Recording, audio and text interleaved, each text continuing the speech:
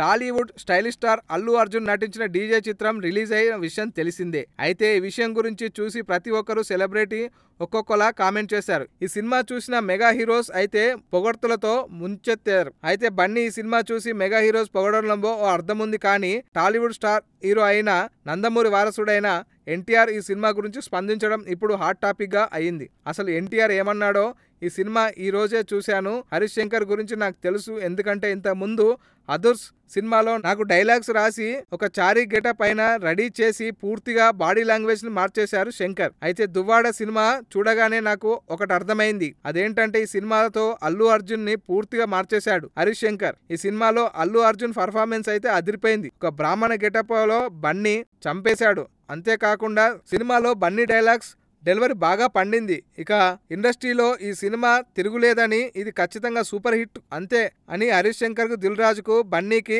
All the best చెప్తూ wishes చెప్పాడు. ఎన్టీఆర్ చెప్పిన విధానాన్ని చూసి అల్లు అర్జున్ ఫ్యాన్స్ ఫుల్ ఖుషి అయ్యారు. ఈ వీడియో మీకు నచ్చినట్లయితే సబ్స్క్రైబ్ చేయండి. ఫిలిమి స్టార్స్ బోల్డెంత న్యూస్ బోల్డ్ గా.